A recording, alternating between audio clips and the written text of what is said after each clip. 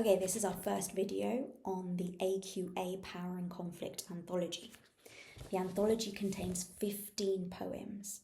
That's 15 distinct, unique, diverse, and yet interreactive and interrelated series of conceptions of what these big words, power and conflict, mean, have meant, will mean across time and space. Always at the forefront of your mind need to be those two key words, power and conflict, because you can be 100% certain that one of the two or both will occur as one of the keywords in the question. In the question, you will be given one named poem that will be reproduced, and you'll be asked how the poets present a certain keyword, which in class we've called lens, a series of keywords, and the examiner's report called the steer of the question. How the poets present that particular direction, lens, keywords, in this named poem and another poem of your choice. That choice you have to make completely relies on that most important thing, which is the keyword or keywords in the question. In 2025, it was the effects of conflict, with the named poem being exposure, the effects of conflict. In 2024, the ways people are affected by conflict, with kamikaze as the named poem. In 2023, the effects of power, with My Last Duchess by Browning as the named poem.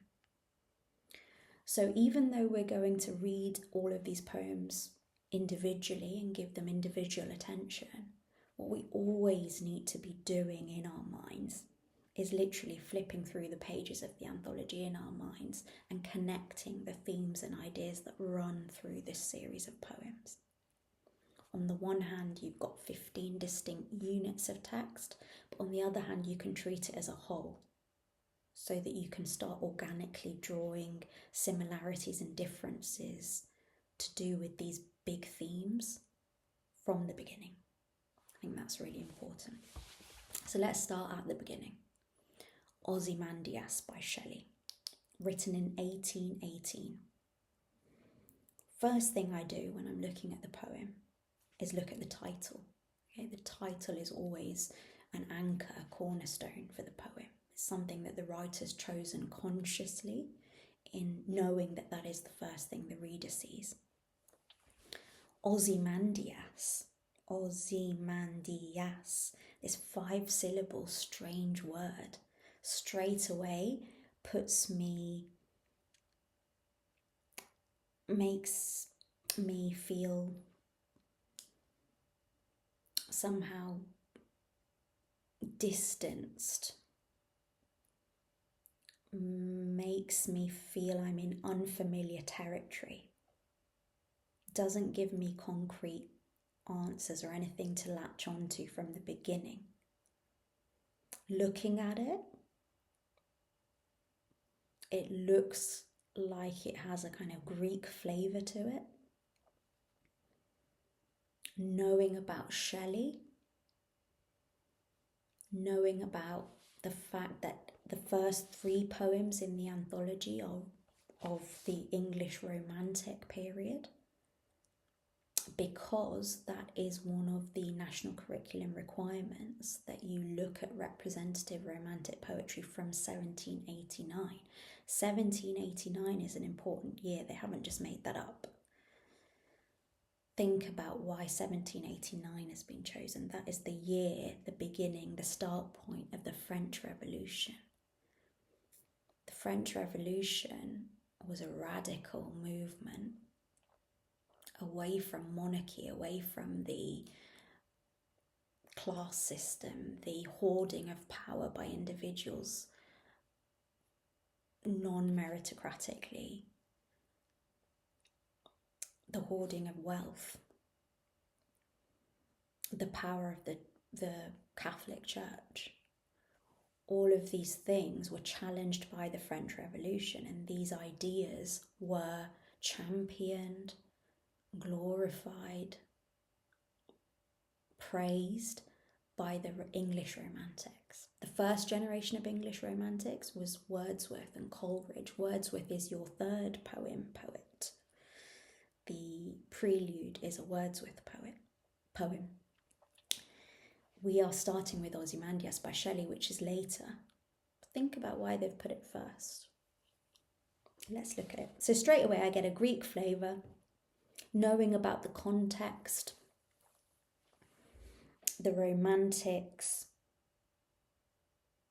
By the way, the Romanticism is not something that they self-identified as. It wasn't a group of people who said, let's all come together and call ourselves the Romantics. No, it was done much later by scholars, and it was put onto them as a label. So this term Romantics is kind of, you can't assume that Shelley thought of himself as a romantic, because that idea was non-existent. But he was a radical. Look up his biography, fascinating. He was often on the run, being chased by loans. He was being chased for money. His personal life was very anti-establishment. He was a complete radical. His politics, his religion, his ethics, everything was anti-establishment, wanting to break away from what he saw as an oppressive British ruling regime. And he was often on the continent, away from Britain. But he was brought up here, went to Eton, was a notable Greek scholar at Eton, so he knows his Greek. So straight away, for me, Ozymandias evokes ancient Greece, maybe even Athens, the place where democracy was supposedly born.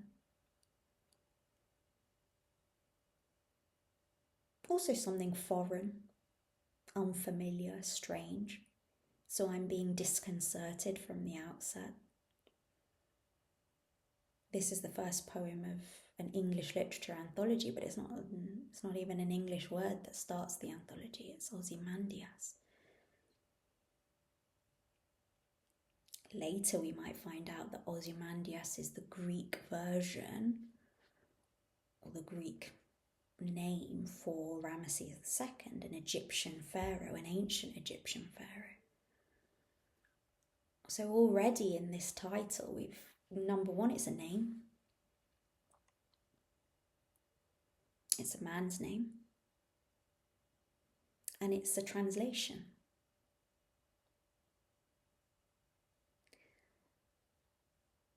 From an Egyptian name to Greek for an English audience. So already Shelley's playing with our sense of what's familiar, what's culturally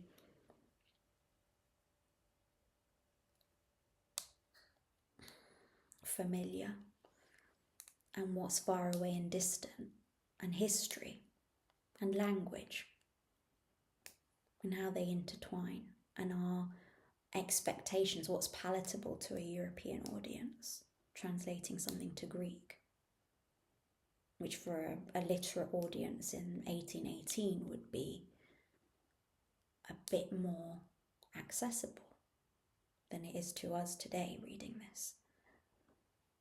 Interesting, isn't it? So let's read the poem.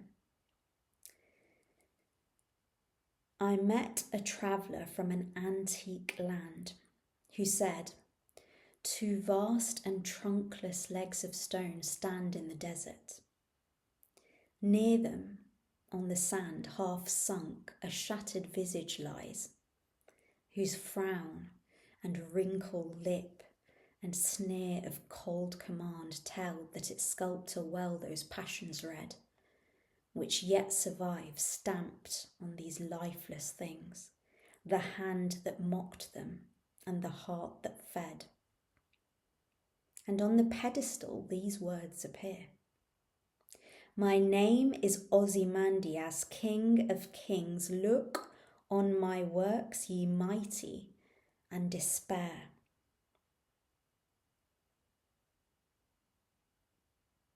Nothing beside remains.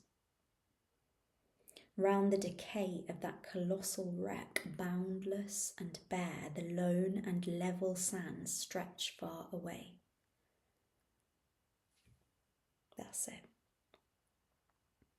Straight away, looking at it as a block of text on the page, how many lines have we got? 14. That's quite a specific form. The sonnet, classic 14-line poem. Interesting, before I've even thought about it, I know when I'm activating my knowledge that a 14-line poem of this structure is a sonnet. Listen to the In Our Time Sonnet podcast, because they talk about how a sonnet is an inherently imbalanced unit. You've got usually kind of 2/3 of the sonnet are one unit. We've got some rhyme, land, sand, command, you could argue, read, fed. So you've got some rhymes unifying those lines. And then usually this commentary couplet, they call it at the end, the last 2 lines switch the tone. They're the volta, the turn in Italian, because this was formalized as an Italian poetic structure, but actually maybe had its origins in earlier things which you can listen to and hear about in the podcast. So he's chosen a really commonplace form that everyone would recognise, his readership would recognise, and his contemporary audience would recognise instantly as a sonnet. Sonnets traditionally associated with love, but were starting to already be played with by Milton, really important person who's not in the anthology, but his ideas pervade it. Milton started playing with the sonnet and wrote political sonnets and protest sonnets in a way. Is that what Shelley's doing? Doesn't seem to be about love. Or is it about a love of power? A love for permanence? A love for self-aggrandizement, bigging yourself up? But a very conscious formal choice, we should say, about the structure. And definitely I noticed as I was reading it, after those 2 first-person direct address lines from Ozymandias that are inscribed on the pedestal, the base of the statue, there's definitely a pause, and it's striking when we get this nothing beside remains. Suddenly we're drawn back and we get this omniscient, zoomed out narrative voice of this poet, speaker, who tells us nothing beside remains. And it's scorching, and it leaves you with that feeling of, oh, this guy who's telling us to despair at his mighty works, he's completely alone and isolated and destroyed. Nothing remains. Remains. It's the title of another poem in the anthology later by Simon Armitage. Start recollecting these things, start thinking about these things. So, we've read the poem. Now let's go through and think about it. Again, keywords always, power and conflict. Effects of power with an E, and effects of power and conflict with an E, and affects of power and conflict. Affective, so more like on people. How does it leave people feeling? What are the affects on people? Versus the effects is more general and generic. The effects can be on anything and any nature, on society, but affects on people is very personal and human. So it's interesting, the language that the exams use as well. But they've given you the keywords from the beginning, and it's right here, power and conflict. So every single poem, we need to look at them through that lens, as well as thinking how the other poems compare and contrast. So, this is my reading. As always, disclaimer at the start, this is my reading. I want to do it to help you to build your confidence, but I want you to ultimately be able to bring your reading and counter-argue against me and say, oh, I don't quite agree with that, because evidence your counter-arguments, and that's what's fun about English. That's what you should be doing. This is not your guide to how to pass exams, because it really doesn't exist, okay? This is my reading. I want to show you how I think through a poem. That's all it is. We've talked about the sonnet and how it's an inherently imbalanced thing. It's top heavy, and then it flips and it leaves you feeling kind of uncomfortable and disconcerted. Shelley's done that from the beginning with the title. He's already making me feel like I'm displaced in some way. I'm being pushed somewhere else, both in space, because I've got this Egyptian filtered through the Greek language. So, he's taken me to many spaces, but also in time. You've got this really remote ancient history of the ancient Greeks, then the classical Greek history, and now the present, when I'm reading the poem. So space and time are being played with from the beginning. Let's look at line 1. I met a traveller from an antique land. I always notice this, and in class I'm always telling you, notice the voice. Is it first person, I? Singular, I, or plural, we? We, this first person plural pronoun, is notable in quite a few poems. Exposure by Wilfred Owen.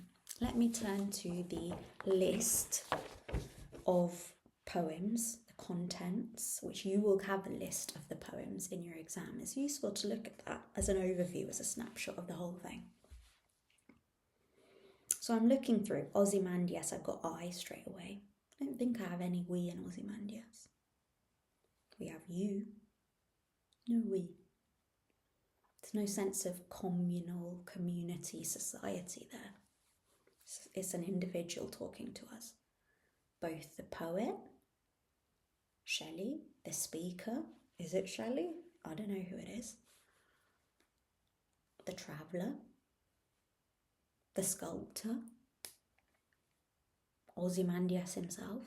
They're all individuals. Then I've got London. Again, I, first person. Prelude, I, first person. These are our first 3 poems, and they're all Romantic period poems. And they're all first person, I. The Romantics wanted to move away from Enlightenment ideas of rationalism and empiricism and science that said everything can be logically explained and church and state are separate, and Newton and kind of all these radical ideas, but very logical, and almost suggesting there are correct answers out there. There is objective truth out there, and science is the way to get there, and rationality and empiricism, so empirically looking at things, mathematically measuring things, rather than feeling, intuition, human, subjective experience, the I, the individual. And the Romantics reacted against that. They were very anti-establishment, countercultural. They were reacting against that and saying, what about the I? Not everything can be answered by rationality and science. We're losing something by ignoring and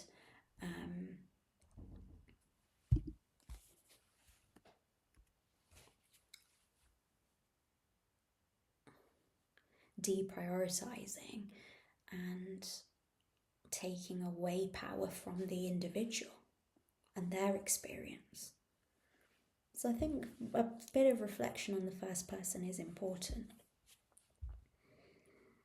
Then we go to my last Duchess, my, straight away in the title. We've got this possessive pronoun, my, first person possessive, first person singular possessive pronoun, my, not our, not we, my. That's my last Duchess.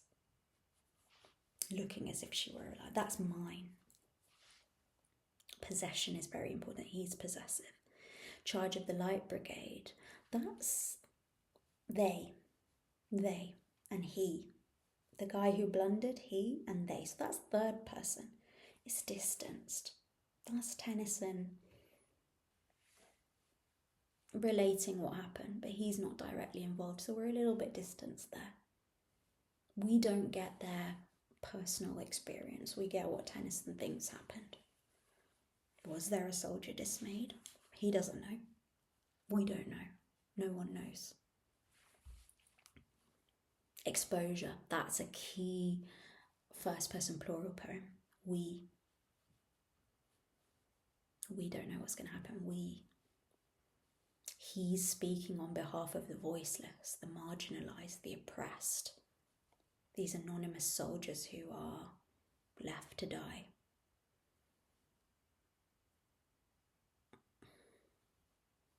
They're just bodies now, vulnerable to nature.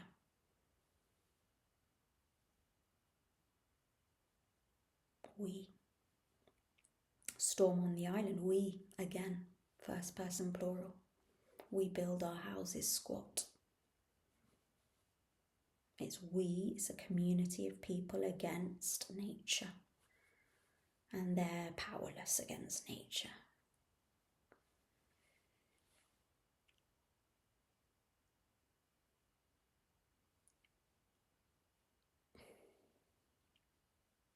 Bayonet charge. He. It's the, again, Hughes, like Tennyson, moves into the third person. It's third person throughout. Let me check. This is what you need to be constantly doing, checking. Suddenly he awoke. He, his. Then there's the yellow hair. Again, third person. He, his, terrors, touchy dynamite, last line, line 24. Third person throughout, again, distanced, but we get a sense of his internal consciousness, which is interesting. So a bit different from Tennyson. Tennyson also ponders on the internal consciousness of the soldiers, but they're a mass, they're a group. Here we've got him, this individual guy, singular. So that might be the difference, plural versus singular, individual versus group. Remains, that's a first person. Again, like these romantic poems, like the My Last Duchess, it's a first person singular poem. But there it does go into first person plural when he's talking about his mates, we. But it's very subjective. It's very focused on him and the traumatic memory that keeps revisiting him. It's all about him. His bloody life in my bloody hands. Poppies. You, I think it starts with the second person. She's directly talking to her son, I think. What do you think?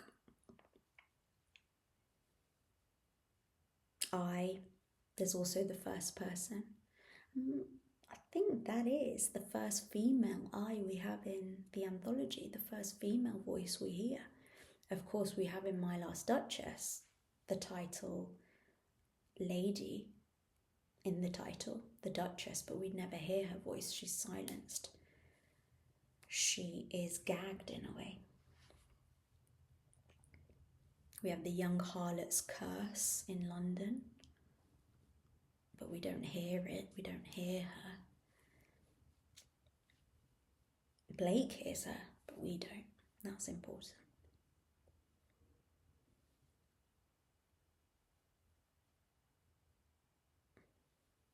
Yeah, I'm just thinking through, again, always thinking through the poems. Jane Were's Poppies is the first female speaker voice, first person singular speaker voice we hear. Wall Photographer by a female poet, but we've got a male speaker. He has a job to do. He has to earn his living. It's a he. Third person again, spotlighting one person though. It's interesting when it's third person. Is it one or is it a group? When it's spotlighting one person, what's the effect of that? Versus if she talked about a group of wall photographers. But when she spotlights one, when Hughes in Bayonet Charge spotlights one mind, one life, one person's individual experience, what's the effect? Versus Tennyson talking about them as a group, the 600. Why has he done that?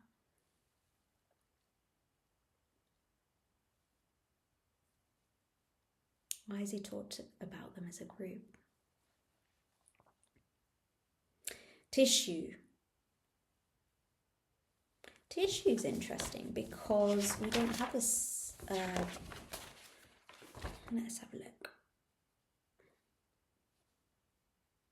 We do have first person, I might feel their drift. If buildings were paper, I might feel their drift. But it starts with just third person kind of narration. And then you have direct address, the kind you find in well-used books. But then in the fourth stanza, I might feel their drift. So it's universal, it uses everything. Does it use we? Might fly our lives like paper kites. An architect turned into your skin. So we move from third person to second person singular to first person singular to third person, our first person plural to third person singular, spotlighting an architect, to again generalizing, coming out, zooming out to third person narrative, and then finally leaving us with that very direct single line stanza turned into your skin, second person singular, direct address to you. Interesting. She uses a bit of everything. It's a melange, it's a mix. And isn't that what she's talking about?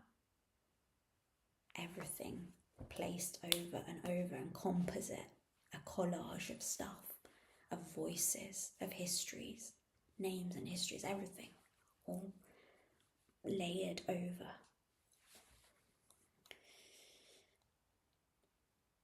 The emigre, first person, in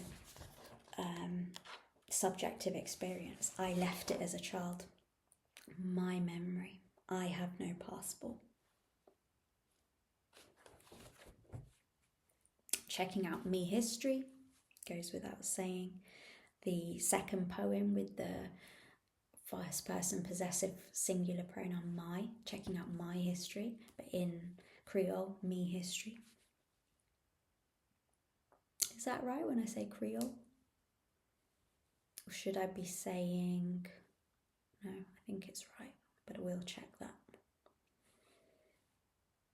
You need to be careful about these things and think intentionally. Is it a dialect he's using, or would we say it's his Creole language? What is a language in a dialect? This is stuff Agard would be interested in, would have something to say on. He would say it is language, I think. Checking out me history. It's there, that is the first person singular possessive pronoun, just like My Last Duchess. But whereas in My Last Duchess, the Duke is hoarding power.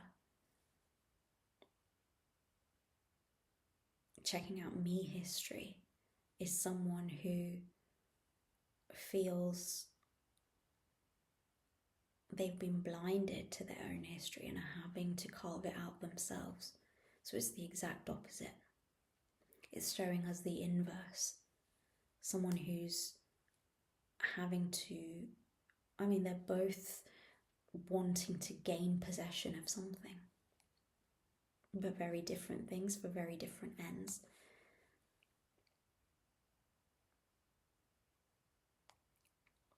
Speaker in Agard's poem isn't hurting anyone else, and it's in order to gain some control and power over his own story in life, whereas the Duke has his own story, has a 900-year-old name, but he wants power over more, over other people's feelings, over other people's expressions, smiles. He wants everything. And finally, Kamikaze, where we've got again her father. So third person.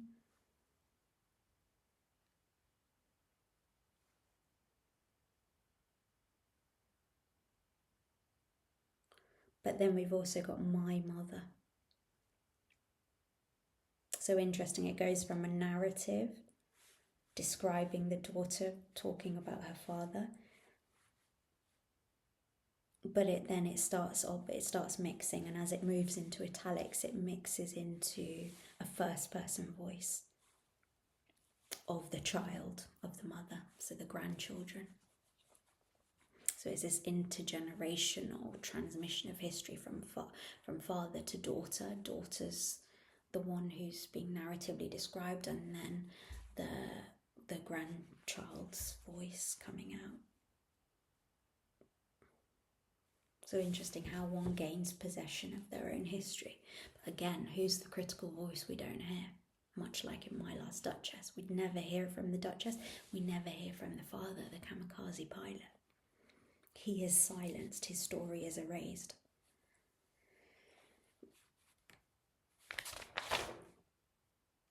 All of that from the first word in Ozymandias, which is I. Okay, so each word is loaded. Each word is pregnant. I met a traveller from an antique land. Straight away, the first line is distancing me in space. Traveller, someone who travels, who leaves, who isn't fixed. And in time, antique, that adjective, antique, old. Land also evokes space. So I'm being moved away in space and time from where I am now. And then we've got this traveller, and I think that's a really important word, traveller. Maybe one of the reasons this poem's been chosen as the first one to open the anthology. I met a traveller. You need to be a traveller as well, who's travelling through the anthology. Each of these poems is like a statue, a memorial, an inscription, something preserved for you to look at like a traveller, like a tourist, and try and understand and come to terms with. So the speaker, this I, tells us that they met a traveller from an antique land, and the traveller is anonymous. And I think naming is really important for me in this poem because, like I say, the title's a name, Ozymandias. And then I've got this anonymous I don't know if it's Shelley, I don't know if it's someone specific. And then traveller, just this generic label. So there's this contrast between the name, that's the title, and then this anonymity that's just whitewashing over the I, the speaker, and the traveller.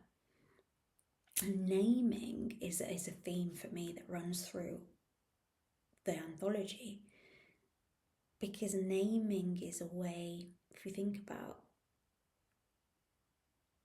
naming is a way that, and language, the way we use language, is a way that we divide and separate things empirically, rationally, in order to label them and point at them and say, this is that, and I am this, and you are that. First person, second person division separates things and maybe leads to conflict and creates imbalances of power where, because we label ourselves as I and you as something separate, I feel I could be more important than you, or I look up to you and I think you are more important than me. naming in tissue, she says, you know, the names and histories, who belongs to who or whatever. We name countries, we make artificial boundaries that don't exist. We like to box things up and say they're separate because it seems easier, but that's not what life's like.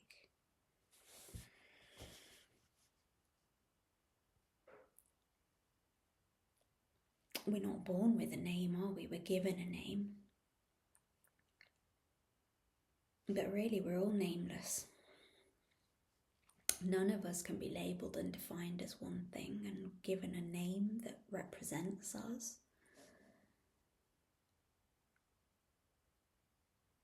So think about that. Think about names and the wider implications. So names can be used to separate people. It's also a legacy.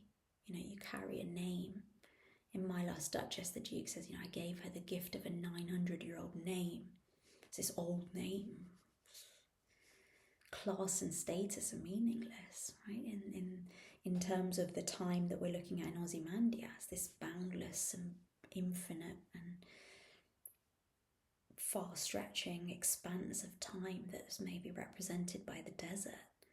Something that has no bound. The horizon's bound, Wordsworth says in the prelude. He thought there was a bound. He thought there was a line. But then he sees another huge peak and it scares him. It scares him because he realises how tiny he is in the scheme of things.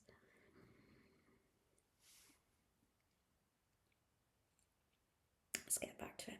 Who said? Second line starts with who said. Reporting now. So the whole poem is a report up from the traveller. Shelley's distancing himself and he's distancing us.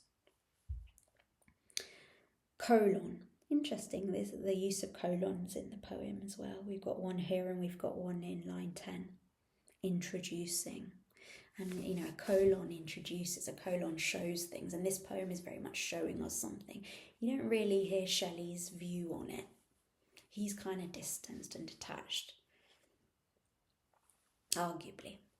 But the colon is almost like I'm showing you something. It's up to you to reflect on what it means. And maybe it's not what you expected.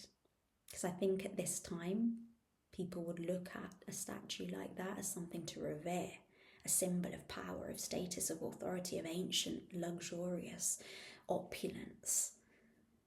And what's he doing? He's making it hollow and empty and pathetic.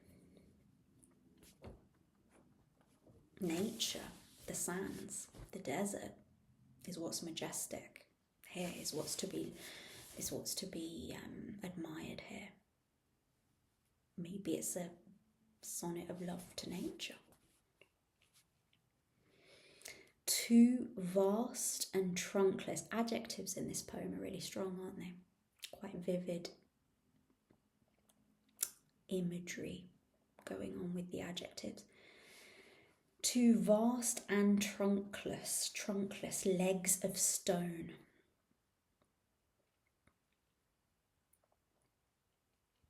So he starts us off there. It's almost like he's making us approach the statue like a traveller would. We start in the distance by seeing the legs that are still standing up, stand in the desert. They're trunkless. It's an interesting adjective, trunkless.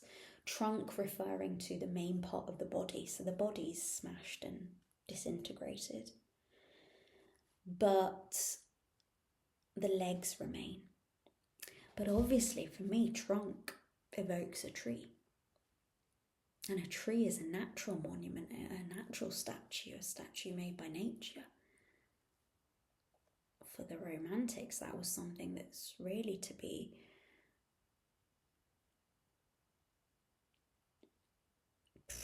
praised, and they saw value in natural edifices, buildings, monuments.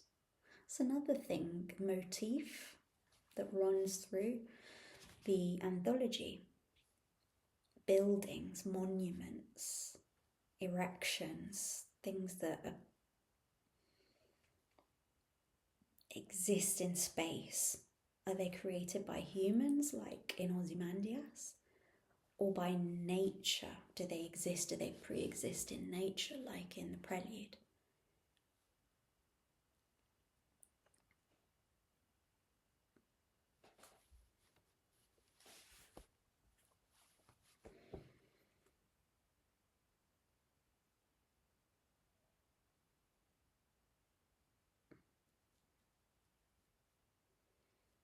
Stone.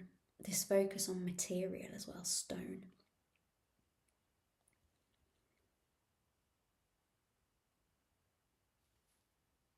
The Romantics were moving away from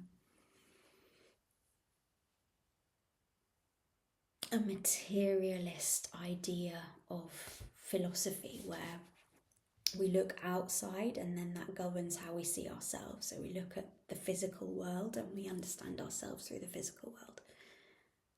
They were kind of trying to invert this and push against this and say, well, there's actually objective knowledge of our own, what we feel, that comes before the outside. But so this mention of physical stone is interesting from the start. Near them on the sand, half sunk, you know, so it's not completely. So this is the face of the statue, the visage. Visage is French for face. The visage, in English visage, is half sunk, not completely yet, half sunk. But where's it going to go in the future? It's going to completely disappear.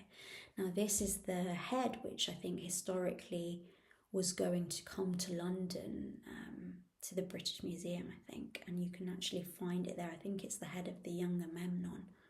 Go and look at it.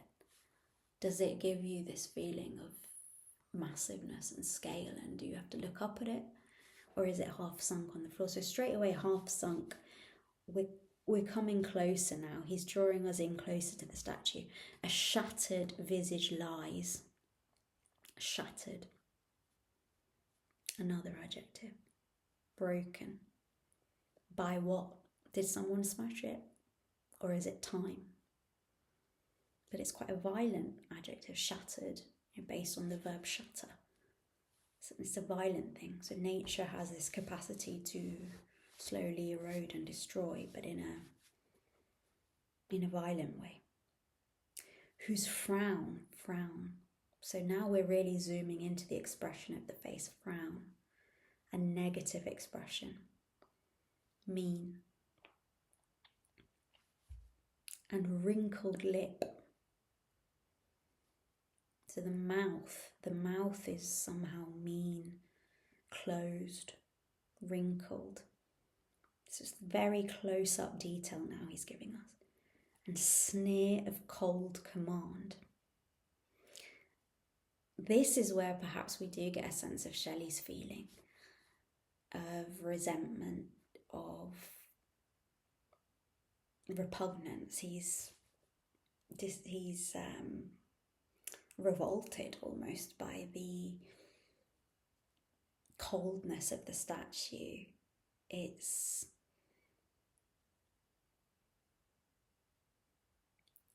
hostility and its arrogance, and its arrogant hostility and its hostile arrogance.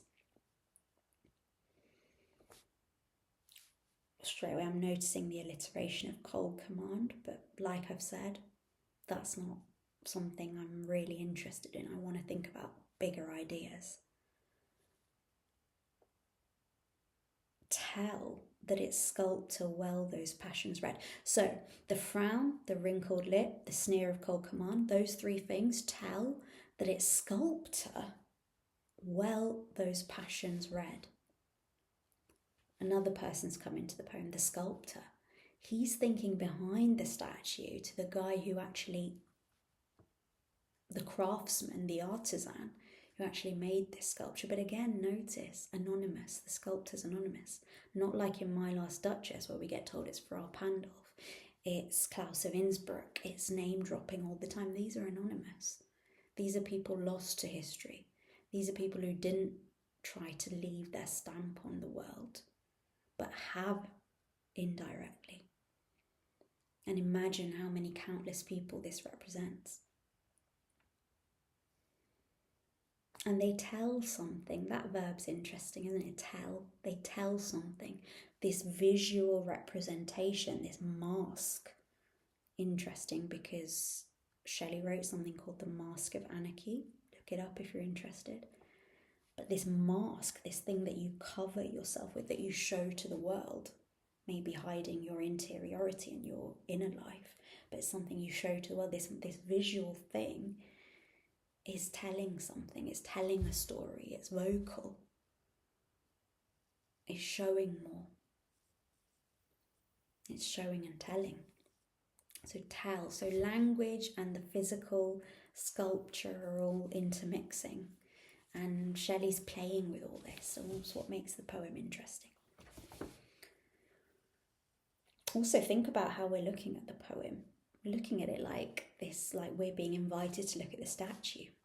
This is a very consciously crafted poem in sonnet form, and we're being invited to decode it in the same way that he's decoding the face of this this fallen king for us. Well, those passions read. Oh. So the sculptor's reading the real guy's emotions, and then he's representing them in stone. And Shelley's now looking at that and respecting the sculptor for his work, which yet survive, stamped on these lifeless things. I like that line. Line 7. These passions, I think, is the subject of that line. These passions yet survive, stamped on these lifeless things. So these emotions, we can actually still feel them.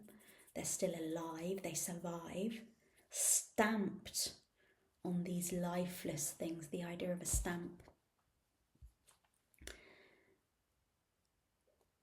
Marks, which is an important word in London by Blake, also comes in the prelude. Stamps, branding, these are interrelated images and ideas. Branding is in, I'll tell you, The Emigre by Rumens. I'm branded by an impression of sunlight. Impression literally to imprimere, to Latin, to press into something, to incise, to engrave. William Blake was an engraver.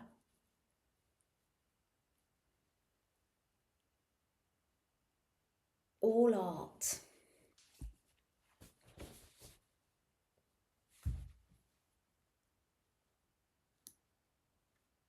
is an act of stamping, trying to leave a stamp on the world, stamped on these lifeless things. When you try and leave a mark on these lifeless things, so it's an inanimate stone head, but you can still read the real, vital, cruel emotions of this hubristic tyrant.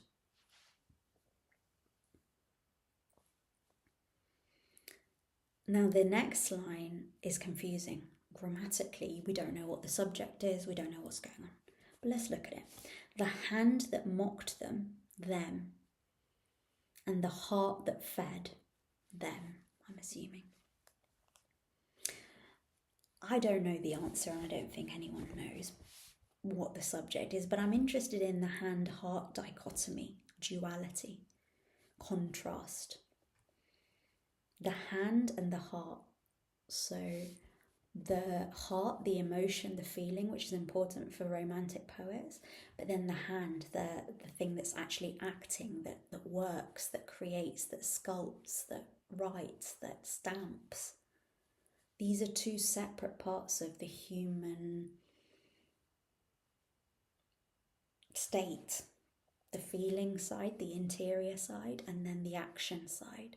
Humans as a tool. And this is an important theme that I think runs through the anthology as well, which is the two states of looking at humans, the duality of being human. And London is part of Songs of Innocence and Experience, where he subtitles that with, showing the two sides of the human soul or something like that. But so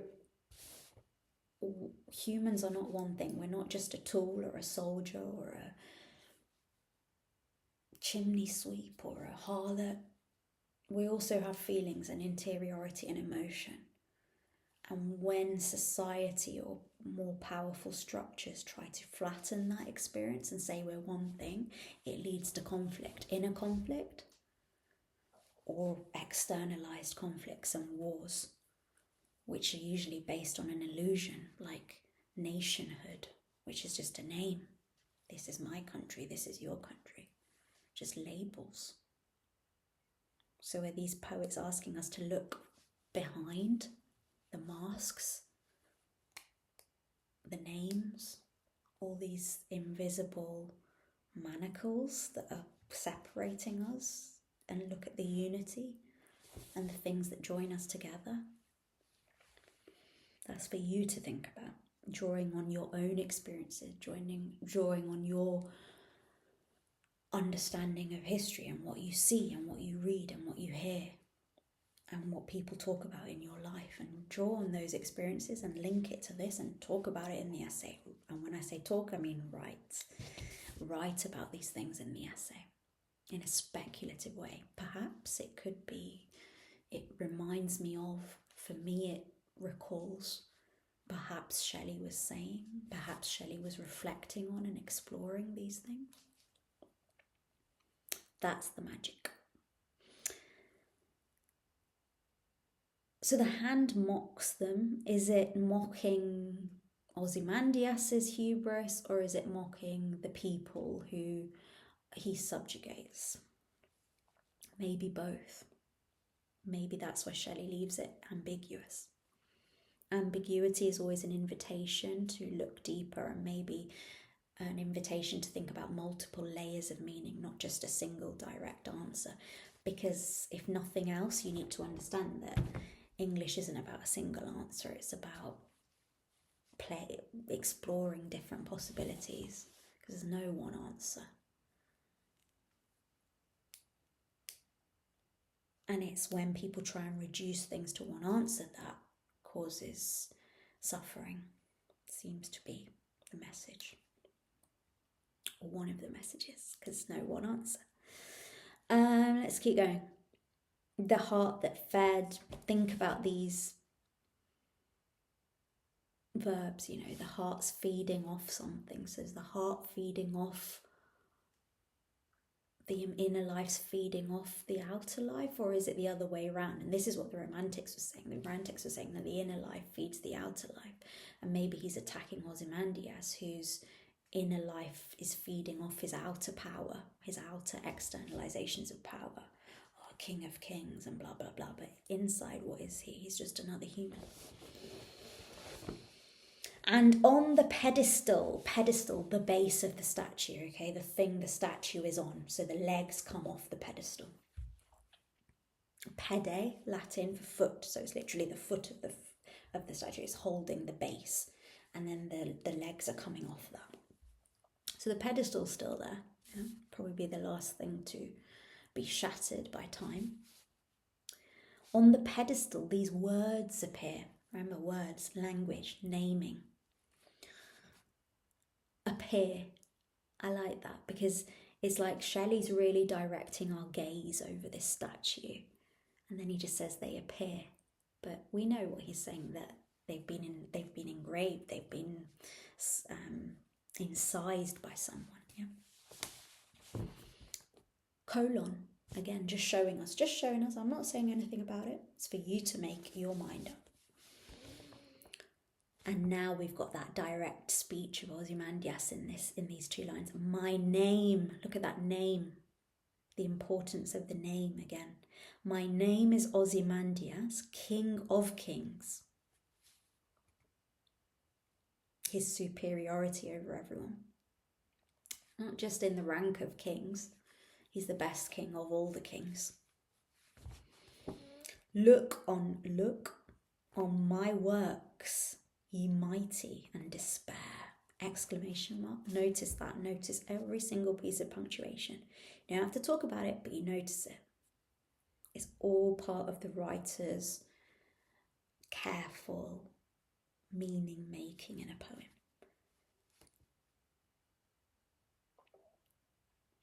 Look on my works. We know that we're going to get that line. Nothing beside remains. There's nothing around him. So these words ring hollow. It's empty. Vanity. Mocking. Ironic. Look on my works, ye mighty, and despair. Quite bitter, haughty words, aren't they? You mighty. He's making fun of us, who might think we're mightier than him. But the whole poem's making fun of him. So there's this back and forward. We're conversing with Ozymandias, in a way. And despair. He's ordering us, he's commanding us with a lot of imperatives. Look, despair. Don't tell me what to do. Nothing beside remains, yeah. Could be the best line in the whole thing. Round the decay. No, let's go back to that. Nothing beside remains. Emptiness, vacuum, negative space. In art, we talk about when a picture's filled with stuff, that's positive space, and then the negative space is the emptiness, the silences, the gaps. Very interesting. In poetry and in the images that poetry's trying to evoke in your mind. Storm on the Island is all about this vacuum. Space is a salvo. We are bombarded by the empty air. It's a huge nothing that we fear. Nothing is a great word, isn't it? Because it's a word, it's a label, it's a name for nothing. So in a way it's a word that denies the whole of language itself and proves that it's an artificial technology. It's a construct. Language is essential. I'm not saying we just shouldn't talk. But it shows the inherent artifice of language. It's just an artifice, and we need to understand that, I think, is what these poems are saying. Nothing remains. Physically, nothing remains. Round the decay. Now he's taking us full 360 round this statue. Amazing. Round the decay of that colossal wreck. Colossal. Really focusing on the scale, the size. Reminds me in the prelude of that repetition of huge peak, black and huge, huge scale. But it's a colossal wreck. So whatever power it's trying to hold on to, it's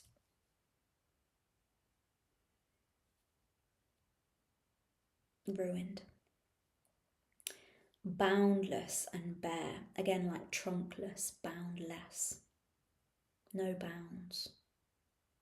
Now the subject of this is in the next line, the sands, the lone and level sands. The lone, alone and level sands stretch far away. In a way, he doesn't even finish the poem. He just leaves it on that infinite, that there's no bounds. This desert has no frame. Nothing ends it. This one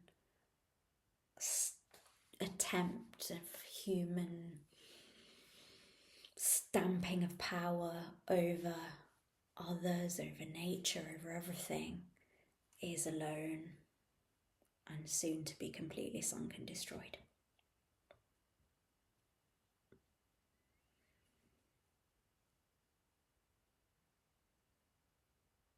Time and nature are inescapable and infinite in comparison with finite human power and life. I'm just reading what I wrote as a response to this poem. It's good straight away when you read a poem, just write a quick couple of lines on what you think is going on. or what comes up for you. We cannot force a legacy, even stone erodes. Ozymandias' words ring out hollow in Shelley's sonnet, which is itself an edifice, something crafted consciously in sonnet form, which forms its own legacy. It's his legacy. This poem is Shelley's legacy as a poet. We're still reading it today. It's done well from 1818. The words have lived on. The stones eroded, but words live. Language lives. So it's important how we use language, and it's important we're aware of the power of language and the limitations of language, and we don't get confused by artificial labels. Perhaps he aligns himself, this is again what I've written, perhaps he aligns himself with the sculptor who reflected Ozymandias' passion for power and posterity. That last word I've mentioned there, posterity, very important. Look it up. Posterity, that quest to leave something behind. What's my legacy going to be? Since the beginning of literature, of art, this is what people have been worried about. What am I going to leave behind? Can we control it? Do we have power over our legacy, over our posterity? This poem seems to be saying no.